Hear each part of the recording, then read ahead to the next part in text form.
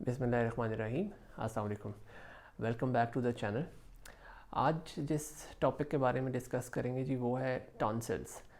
बहुत ही common problem है tonsillitis, tonsils का जो इन्फेक्शन हो जाता है। नंबर वन ये कि टॉन्सिल्स हम सब के जिस्म में मौजूद हैं। ये ऐसा नहीं है कि जिसको टॉन्सिलाइटिस होता है उसी के जिस्म में टॉन्सिल्स बनते हैं। ये भी एक कुछ बहुत सारे लोगों का कॉन्सेप्ट है। टॉन्सिल्स हम सब के जिस्म में है, लेकिन वो बहुत छोटे साइज़ के होते हैं जो हमें इतने आसानी से, जो हम कोई मुंह खोलते हैं तो उसमें इतना नज़र नहीं आता है।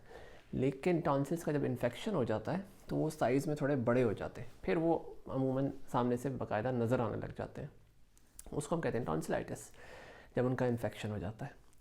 अच्छा जी, अब और टॉन्सिल्स बेसिकली हमारे जिस्म में क़ुव्वत मुदाफ़त बढ़ाते हैं, वो सफ़ेद खून को बढ़ाते हैं, इम्यून सिस्टम को बेहतर करते हैं।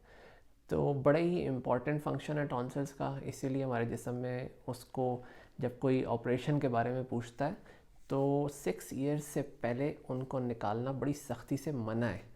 क्यों मना है? क्योंकि अगर आप टॉन्सिल्स को निकलवा देते हैं, किसी वजह से बड़ी मजबूरी कोई ऐसी पड़ जाती, तो वो 6 ईयर्स के बाद का मशवरा ज़्यादातर होता है, क्योंकि इम्यून सिस्टम को बहुत वीक कर देता है टॉन्सिलेक्टमी का जो ऑपरेशन होता है। उसके बाद टॉन्सिल्स क्योंकि जिस्म से निकल जाते हैं और हमारा सफ़ेद खून बनने का जो एक सिस्टम है वो, और क़ुव्वत मुदाफ़त का सिस्टम जो वो बहुत कमज़ोर हो जाते हैं, इसलिए 6 ईयर्स का वेट होता है। ये तो ऑपरेशन की बात, हम इस पे एंड पे दोबारा आएंगे इंशाल्लाह। लेकिन फ़र्स्ट ऑफ़ ऑल ये कि टॉन्सिल्स का इन्फेक्शन जो है वो किन वजूहत से हो जाता है।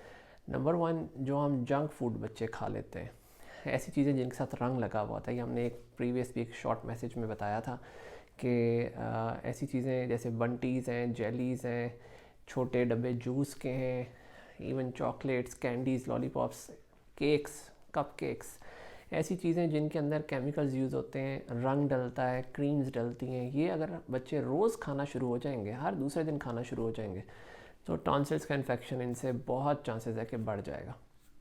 नंबर टू, फीडर एक बड़ा प्रॉब्लम है हमारे माशरे में कि वो छोड़ा नहीं जाता जल्दी, बहुत ज़्यादा उसको लटका देते हैं हम छोड़ते, तो फीडर भी ये इन्फेक्शन गले में लेके जा सकता है, टॉन्सिल्स कर सकता है।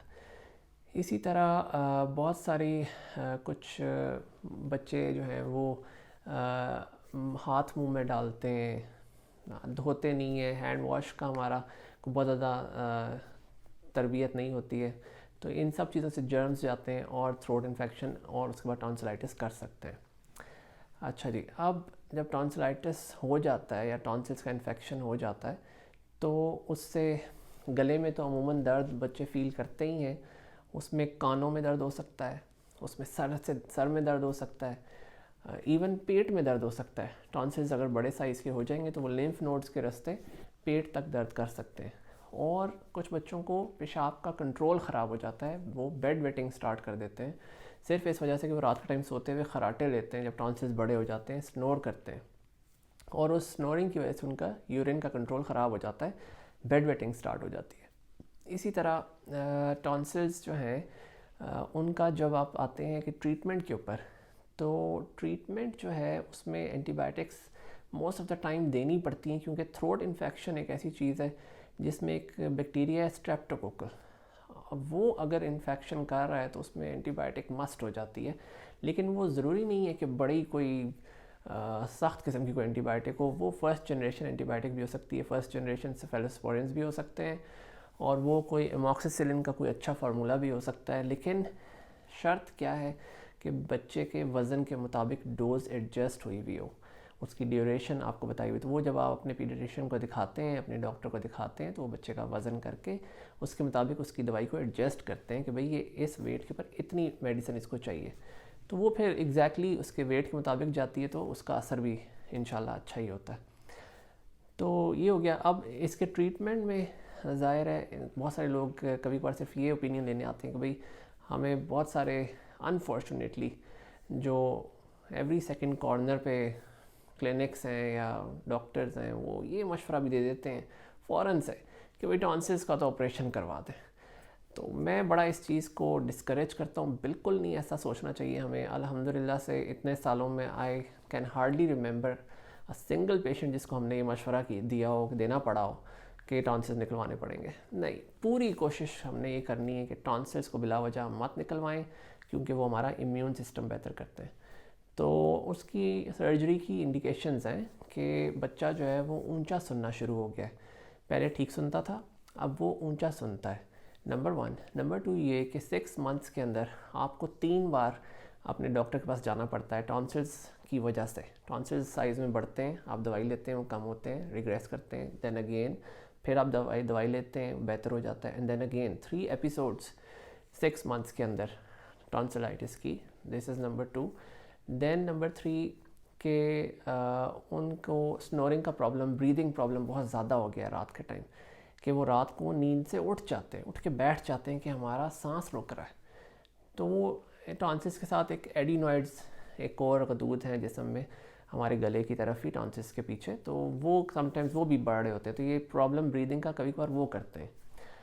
तो ये 2-3 इंडिकेशंस हैं जिसमें हम जा सकते हैं ENT स्पेशलिस्ट के पास भी फॉर एन ओपिनियन कि भाई ये मेडिसिन तो हम ले चुके हैं, परहेज़ हमने बहुत ज़बरदस्त किस्म का रखा हुआ है कि हम वीक में एक आधी बार बच्चे को इजाज़त देते हैं वो कोई कुकीज़ खा ले, लेकिन परहेज़ भी करते हैं, फीडर भी बच्चा नहीं पीता है, सुबह और शाम टीथ ब्रश करने से भी बहुत फ़र्क पड़ सकता है। सुबह के टाइम भी करें, रात के टाइम सोने से पहले लाजमी करें, तो उससे ज़रा माउथ सारा अंदर से क्लियर हो जाता है, इन्फेक्शन के रेट्स और कम हो जाते हैं।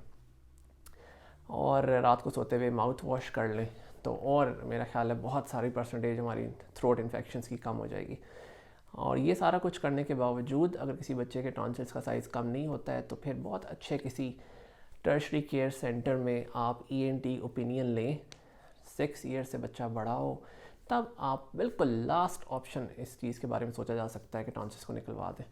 लेकिन अदरवाइज़ अल्हम्दुलिल्लाह से हमें कभी सच इतना कोई मशवरा नहीं देना पड़ा, अल्लाह का शुक्र है। अगर आप परहेज़ अच्छा कर लें और डोज एडजस्टेड आप मेडिसिन ले लें तो टॉन्सिल्स ठीक भी हो जाते हैं बिल्कुल। लेकिन देखें, मैं सब पेशेंट्स को भी कहता हूँ, पेरेंट्स को कहता हूँ कि दवाइयों ने सारी उम्र ठीक नहीं रखना किसी भी बीमारी के ऊपर।